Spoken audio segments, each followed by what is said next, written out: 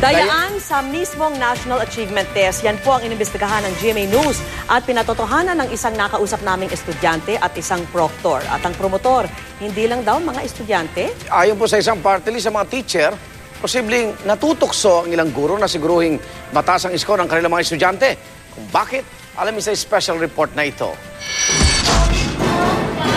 Dito sa Benigno Aquino Elementary School, kanya-kanyang diskarte na naman ng mga guro para sanayin ng mga estudyanteng kukuha ng taunang pambansang pagsusulit o National Achievement Test.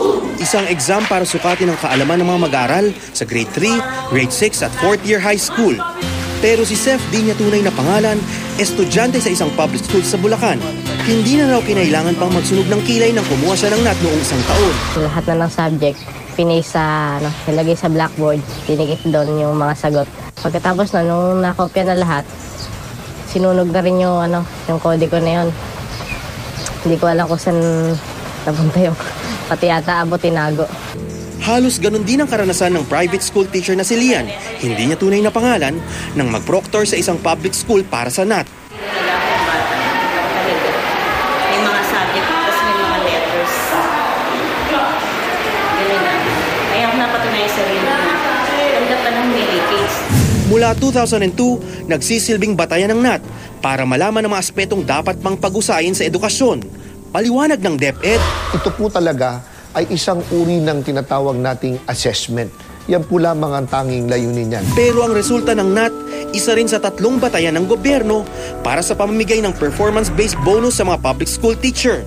Alinsunod sa Executive Order 80 ng Administrasyong Aquino noong 2012. Kaya ayon sa party list na Alliance of Concerned Teachers, natutokso raw ang ibang guro na gawin ng lahat para makakuha ng matataas na marka ang kanilang mga estudyante. Ang nangyayari, sa halip na ang maging pangunahing concern ay matuto yung mga bata, ang nagiging concern na ay makascore ng mataas sa NAT.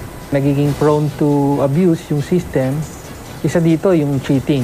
Sa halos 46,000 public schools sa buong bansa na binubuo ng mahigit 500,000 guro, 1% lang ang nakatanggap ng karagdagang 35,000 pesos na bonus noong 2012. Mungkahin ng ACT, hindi na dapat gawing basehan ng NAT para sa magiging bonus ng mga teacher mula sa mga pampublikong paaralan. Hindi tama na itali ang individual benefits sa NAT score. No, kasi nga hindi lang naman individual effort ang nasusukat ng NAT eh. Ang DepEd, nanindigang mahalagang papel na ginagampanan ng NAT para lalo pang mapagandang kalidad ng edukasyon sa bansa.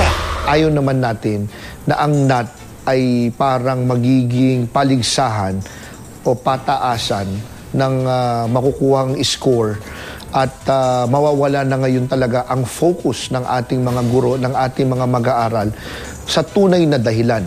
At yan ay maging assessment tool or ito ay isang sistema ng pag-a-assess kung nasaan na ang ating mga mag-aaral. Hindi raw palalagpasin ng DepEd ang anumang uri ng pandaraya, lalo na kung kinasasangkutan ito ng mismong mga guro. Kung mayroon po na ganyang patuloy na aligasyon, ipagbigay alam niyo po sa amin at makakaasa po kayo totoong investigasyon at hindi po natin itatago yan. Deo Bugawisan, GMA News.